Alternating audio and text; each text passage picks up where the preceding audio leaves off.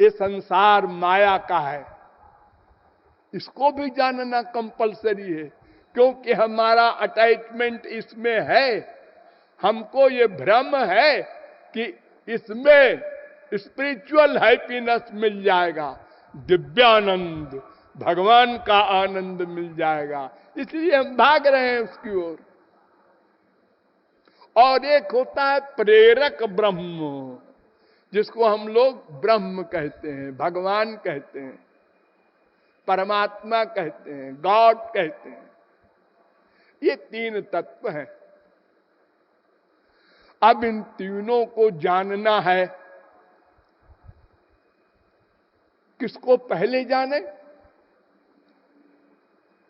ऐसा एक तत्व है इन तीनों में कि उसको जान लो तो बाकी दो अपने आप समझ में आ जाएं। का परमो देव, वेद कह रहा है, कुतो मृत्युर्विभेद कस्य ज्ञानेनाखिलम तद्ज्ञातम भवति।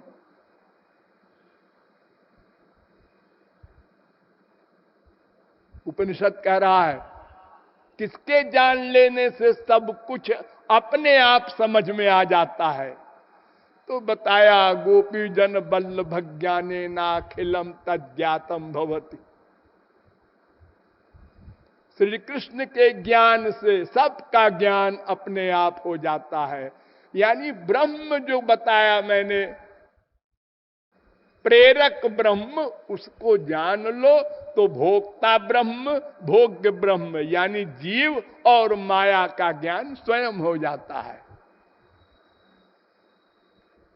तो चलिए भगवान का ज्ञान प्राप्त करें वेदों के द्वारा, फिर पुराणों के द्वारा भी आपको बताएंगे, गीता के द्वारा भी बताएंगे, रामायण के द्वारा भी।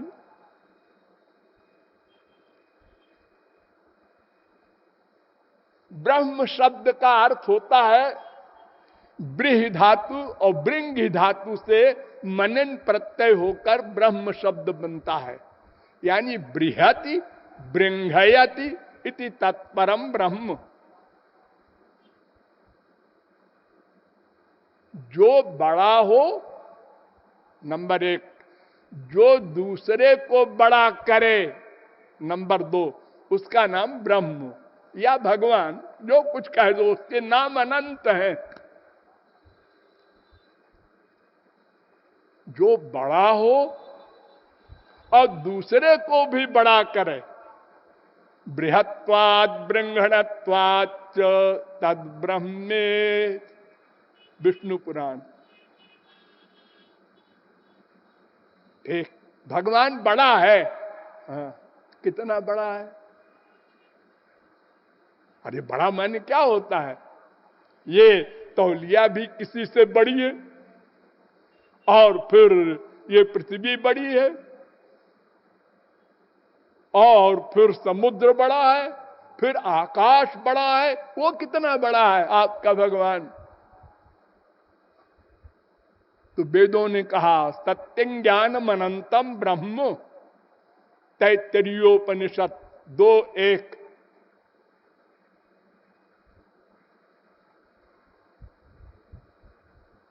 अनंत मात्रा का बड़ा है, अनलिमिटेड, लिमिट नहीं है, मात्रा नहीं है, कितना बड़ा है, अनंत मात्रा का।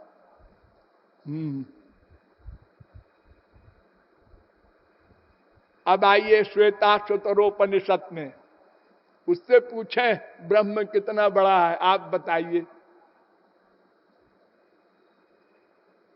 तो उन्होंने बताया कि न तत्समश्चाभ्यधिकश्च दृश्यते, 6वें अध्याय का 8वां मंत्र। न उसके बराबर कोई है, न उससे बड़ा कोई है, इतना बड़ा है वो। अणोरणीयान महतो महीयान। और सुनो, दो विरोधी बात, जो सबसे छोटा है उससे छोटा है वो, और जो सबसे बड़ा है उससे बड़ा है वो। जो सबसे छोटा है, कुछ भी कह दो, अणु, परमाणु, उससे भी छोटा इसलिए है कि उसमें व्याप्त हो सके, और सबसे बड़ा से बड़ा है इसलिए कि जब महाप्रलय में संपूर्ण विश्व उसमें समा जाए, यानी वो अनंत मात्रा का है। अब पुराणों में आइए, भागवत, निरस्तसाम्यातिशय नराधसा 2:4-14, यानी न उसके कोई बराबर है न उससे बड़ा है। गीता में आइए, न त्वत्समोस्त्यभ्यधिक कुतोन्य, 11वें अध्याय का 43वां श्लोक। उसके बराबर भी नहीं कोई, उससे बड़ा भी नहीं कोई, ऐसा वो ब्रह्म है। ब्रह्म नाम है वेदों में, और फिर उसको पुराणों में परमात्मा, भगवान, अनेक नाम बन गए। हाँ, तो वो ब्रह्म बड़ा है, और बड़ा करे, ये दूसरी परिभाषा। मुंडकोपनिषद में मंत्र आया है, यस सर्वज्ञ सर्वविद यस्य ज्ञानमयं तपा, वो भगवान सर्वज्ञ है और दूसरे को भी सर्वज्ञ बनाता है, ज्ञान दे देता है कृपा द्वारा। और फिर कठोपनिषद भी कहता है, नायमात्मा प्रवचने न लभ्यो न मेधया न बहुना श्रुते न यमे वैश वृणुते तेन लभ्य तस्यैष आत्मा विवृणुते तनुग्वम स्वाम। पहले अध्याय के दूसरी बल्ली का 23वां मंत्र। ये कह रहा है वो कृपा कर देता है तो अपना ज्ञान, अपना आनंद जीवों को दे देता है, यानी बड़ा करता है, खाली स्वयं बड़ा नहीं है। हाँ, और क्या बात है तुम्हारे भगवान में। उसकी स्वरूप शक्ति ऐसी है कि जब जैसा चाहे बन जाता है। द्वावेव ब्रह्मणो रूपे मूर्तं चैवा मूर्तं च, वो निर्गुण निर्विशेष निराकार भी है, और जब चाहता है सगुण सविशेष साकार ब्रह्म राम कृष्ण बन जाता है।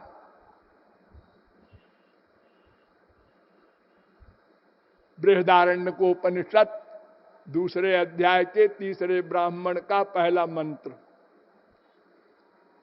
और वो कैसा है भगवान, रसो वै सह रसग्वं हेवायम लब्ध्वा नंदी भवति, तैत्तरीयोपनिषद 2 बल्ली का 7वां अनुवाक। वो रस है, आनंद है, उसको पाकर ये है, माने जीवात्मा आनंदमय हो सकता है। हमको आनंद चाहिए ना, हाँ, तो उसको पाके आनंदमय हो सकता है। आनंद नहीं हो जाएगा, भगवान नहीं बन जाएगा कोई जीव। वेद कह रहा है आनंदी भवति, आनंदो भवति नहीं कह रहा है। तो भगवान आनंद है, भगवान में आनंद है, ये भी बोल देते हैं लोग, ये सही नहीं है। अगर भगवान में आनंद बोलोगे तो इसका मतलब ये हुआ कि भगवान अलग वस्तु है, आनंद उसमें है। जैसे रसगुल्ला में 2 चीज होती है ना, एक गुल्ला छेने का और उसमें चीनी का रस, तब रसगुल्ला बोला जाता है। तो भगवान में आनंद है ऐसा नहीं, भगवान ही आनंद है। वेद कह रहा है आनंदो ब्रह्मेति विजानात आनंदात देव खल विमान भूतानि जायन्ते आनंदे न जातानि जीवन्ति आनंदम प्रयन्त्यभिषम विशन्ति। 3 वल्ली का 6वां अनुवाक तैत्तरीयोपनिषद। तो वो रस है, वो आनंद है, उसको पाके ये आनंदमय हो सकता है, वो आनंद दे देता है। बृंघयत, जो दूसरे को भी दे। और कैसा है तुम्हारा भगवान? हमारे भगवान के 3 रूप हैं। वदंति तत्तत्त्वविदस्तत्त्व यज्ञान मद्वयम ब्रह्मेति परमात्मेति भगवानिति शब्दते। प्रथम स्कंद भागवत के दूसरे अध्याय का 11वां मंत्र, 11वां श्लोक। यह श्लोक क्या कह रहा है? वो जो ब्रह्म है प्रेरक, वो ब्रह्म 3 रूप वाला है। 3 भगवान नहीं, 3 रूप वाला है। एक का नाम ब्रह्म, एक का नाम परमात्मा, एक का नाम भगवान। ये तीनों में क्या बात है, क्या अंतर है? एक ही भगवान का 3 रूप है, ध्यान रहे। जैसे पानी, बर्फ, भाप, तीनों एक चीज है ना? हाँ, लेकिन काम अलग अलग है तीनों का।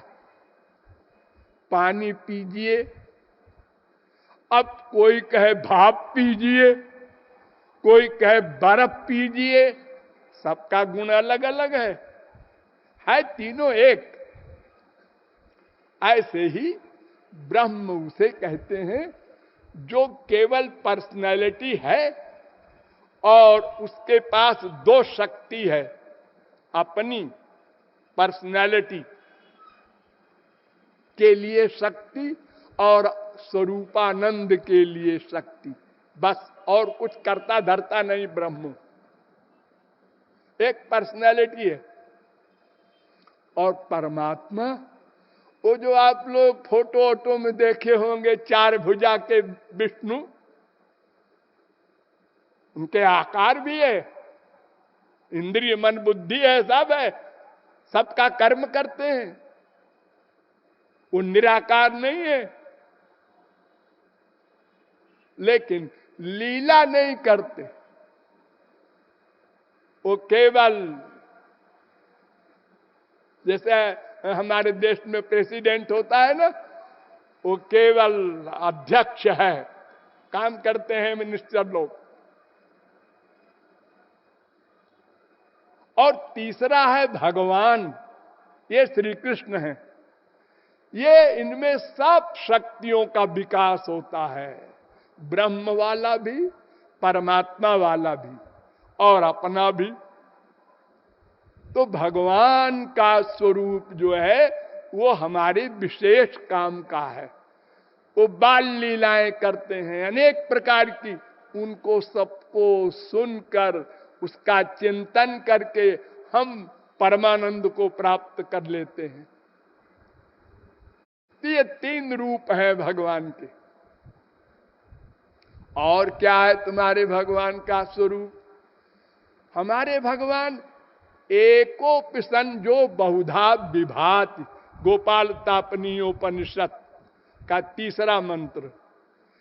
एक होकर भी सर्वव्यापक है। बहुमूर्त्यैक मूर्तिकम, भागवत 10वें स्कंद के 40वें अध्याय का 7वां श्लोक। और कैसा है तुम्हारा भगवान? हमारा भगवान ऐसा है कि ब्रह्म उसमें अंडरस्टूड है, यानी ब्रह्म की प्रतिष्ठा है भगवान।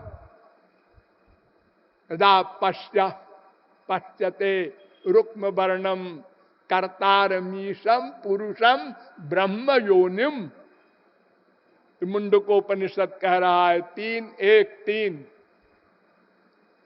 और गीता भी कह रही है ब्रह्मणो ही प्रतिष्ठा अमृतस्याव्ययस्य च।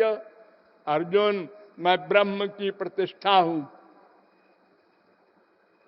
और कैसा है तुम्हारा ब्रह्म? वो सबका आदि कारण है। ईश्वर परम कृष्ण अनादिरादिर गोविंद सर्व कारण कारणम। वो सबका आदि कारण, उसका कोई कारण नहीं। जैसे हम लोगों के बाप होते हैं ना, बाप के बाप के बाप के बाप के बाप मनु, मनु के बाप ब्रह्मा, ब्रह्मा के बाप भगवान श्री कृष्ण, उनके बाप कोई नहीं, उसके बेचारे के बाप ही नहीं। हम लोग तो ऐसे हैं कि हमारे सब बाप माँ बेटा बेटी सब है। सबका कारण है, हम लोग कार्य हैं। ये सृष्टि कार्य है। ये पंच महाभूत, इन सब का कारण एक का एक होता है। प्रकृति आदि कारण, प्रकृति का कारण भगवान, भगवान का कारण कोई नहीं।